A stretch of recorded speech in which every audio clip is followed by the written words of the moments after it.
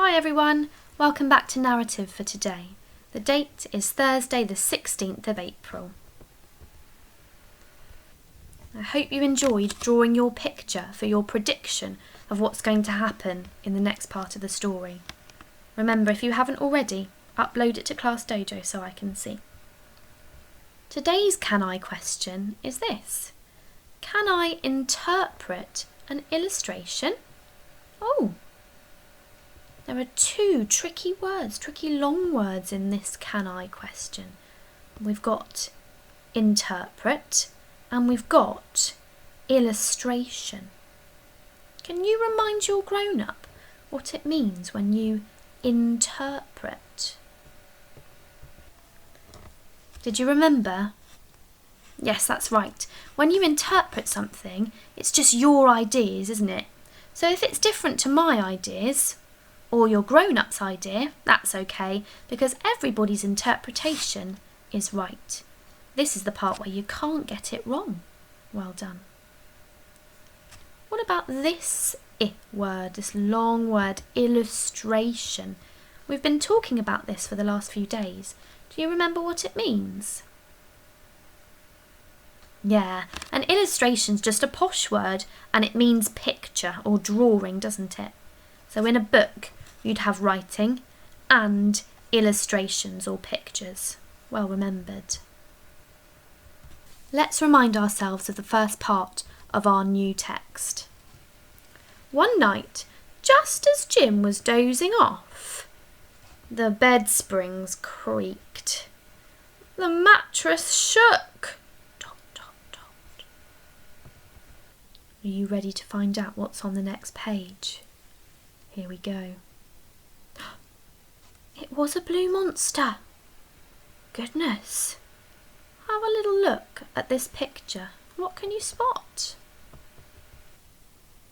Yes, you're right. It looks to me as though this little boy Jim has got all his toys under his bed. And there's a monster that's so big it's forcing the bed up a little bit. Blimey. Okay, so here's the picture from Chris Riddell's book, and here's the picture that I drew. I want you to have a look at this picture and at your picture that you drew yesterday, and I want you to think about these questions. Number 1, what does your picture have in common with this one here? So if I was looking at my picture and the picture from the story, well, I could say that both pictures have a blue monster in them. And I want you to think about this question here. Are there any differences between your picture and this one? So we've thought about what's the same. Now I want you to think about what is different. Let's look. Well, in this picture, the monster is coming out from under the bed. But in my picture, the monster is standing at the end of the bed. That's a bit different. And in this picture, the monster's got blue hair. And in my picture, I've put my monster with red hair, haven't I?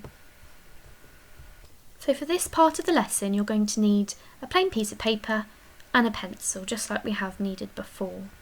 So on your plain piece of paper, I'd like you to draw 2 circles, and they need to cross over in the middle. Do you remember what this is called? It's called a Venn diagram, you're right. And on this part, you're going to write some notes about what's in your picture that you drew. And in this side of your Venn diagram, you're going to write some notes about what's in Chris's picture from the story. What do you think is going to go in the middle? Yes, that's right. Anything that's the same about both pictures. So I've written, the monster has red hair. In my illustration, my monster has red hair. In this illustration, what colour hair does the monster have? Blue hair. the monster has blue hair. That's a difference between the two pictures, isn't it? Have a look now. What is the same about your picture and Chris's picture? Now in both my picture and Chris's picture, there's a blue monster. So here's my example. Can you have a go at recording the differences and the similarities between your picture and Chris's picture? Once you've done that, let's have a look at this picture, this new picture, in a bit more detail. I've got some questions for you to think about. What kind of monster do you think this is? How do you know? Pause the video here and have a really close look. Do you think this is a friendly monster? Do you think this is a scary monster? Do you think this is a sneaky monster? Have a think. Any ideas? You might think this is a scary monster because Jim is looking very frightened. You might think this is a hungry monster because the monster has got really sharp teeth. You might think this is a greedy monster because he's very, very big. Maybe he's eaten lots and lots of Jim's toys under there. You might think it's a friendly monster because it is smiling. Remember, it's your interpretation. So as long as you found a clue in the picture to help you, you can't go wrong, even if you have a different idea to your grown-up. So once you've thought about what kind of monster it might be, and you found some clues to help you, here's what I'd like you to do. Just like earlier in the week, can you write a sentence to explain what kind of monster this might be? Remember, use clues from the picture to help you. Can you remember those 4 magic ingredients for our good sentences this week? Capital letters up there, start of a sentence, full stops at the end of a sentence. What about these ones? Finger spaces in between each of your words, just like I have here. And remember that magic word, because, to explain why you think that your monster is kind or scary or greedy. I've written a few sentence starters for you here just to give you an idea about how your sentence might want to start. I think that, or, in my opinion, this monster is... Pause the video here and have a go, remembering these 4 ingredients in your sentence. Okay, how did you get on with recording your interpretation of the picture? I had a go with mine. Can you read it with me? I think that this is a dangerous monster because Jim is... Oh, tricky word, new word I think. Let's have a look and see if we can sound this one out. K, ow, I, ng, k, ow, cower, ing, cowering under the covers.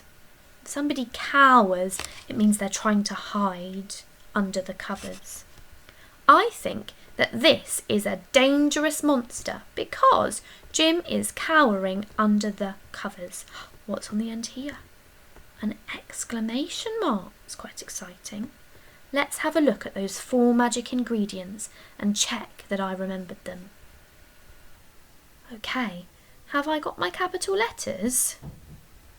I've got one here. Well done me. Can you spot another capital letter? Oh, there's one here. Why is that? Yes, because Jim is his name. Brilliant. Full stop. Oh no, I haven't got a full stop. I've got an exclamation mark instead, so that's fine. Remember, I don't need to have a full stop and an exclamation mark. That would look silly, wouldn't it? My exclamation mark is fine on its own. What about finger spaces? Yeah, I can see all my words are split up with a finger space, so they're not all squished together, and I can read each one individually. What about the word because? Have I used that to explain myself? Aha! There we are. I think that this is a dangerous monster because Jim is cowering under the covers. Well done if you remembered all 4 of your ingredients. If not, don't worry, just add them in now. Well done, everybody. Just before we finish, why don't we read the book from the start together again? Join in with me this time. One night, just as Jim was dozing off, the bed springs creaked. The mattress shook. Tot, tot, tot. And a head poked out from under Jim's bed. "Hello," it said. "I'm Mr. Underbed." "Hello," replied Jim. "I'm Jim." Okay, that's as far as we're going to read today. Don't forget, take a photo of your interpretation sentence and upload it to Class Dojo. Can't wait to see your sentences. See you tomorrow. Bye.